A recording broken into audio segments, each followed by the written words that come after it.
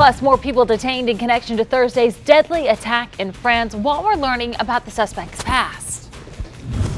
Beautiful day for us today. Nice night tonight. There's a chance of rain and some thunderstorms coming up in the 8-day forecast, plus a heat wave. That's coming up. And dozens of vehicles in Wyoming shot with BB guns. We're live with the details on the arrest. Good evening. I'm Heather Walker. News 8 at 11 starts now. Live, this is 24-hour News 8. Tonight, unrest continues in Turkey. The government is arresting thousands of members of the military following a failed coup attempt. The Pentagon is asking Turkey to follow U.S. warplanes to continue their operations against ISIS from an airbase in Turkey. NBC's Richard Engel reports from Istanbul. In France, the country has begun its 3 days of mourning following Thursday's deadly attack. 84 people died and at least 200 more were injured when a driver smashed his truck into the crowd celebrating for Bastille Day.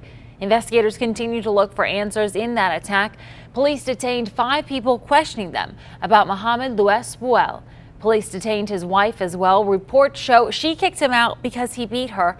Earlier today, the country's foreign minister provided more details on the attacker.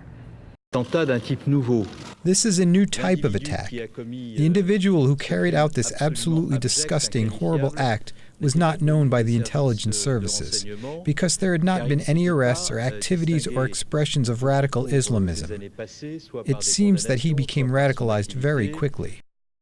Among those dead are a Texas father and his 11-year-old son.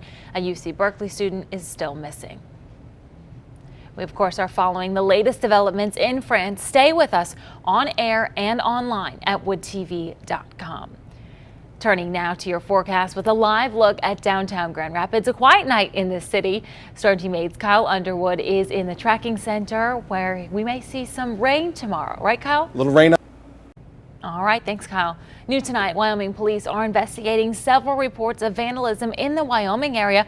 4 teens are being held in juvenile detention centers for those crimes. 24-hour News 8's Barton Dieters has been in Wyoming all night. He joins us live from the police department with the latest on those details. Barton? Right, Heather.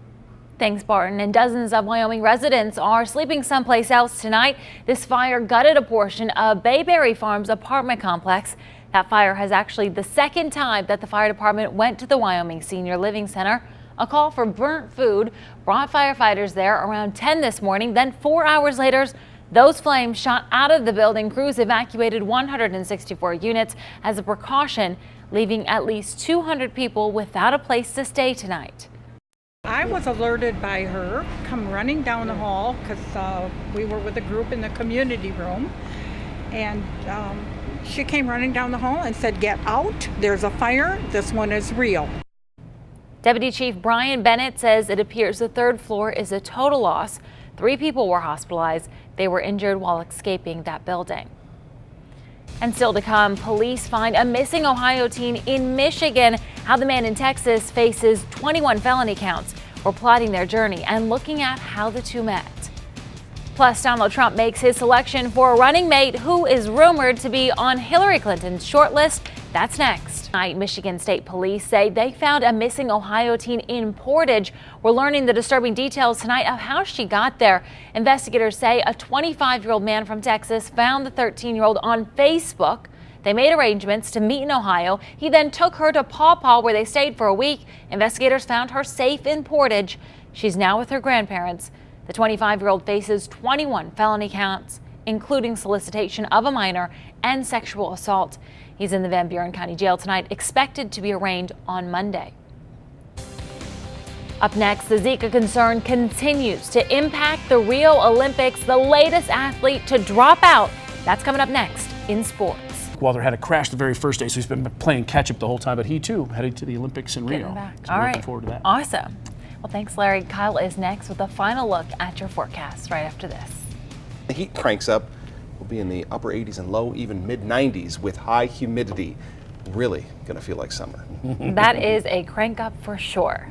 AC, pools, That's right. Anything you can think of. Frosty drinks. Yes. Okay, there we go. Yeah, I'm with you. Thanks for joining us tonight. Good night. On the lake.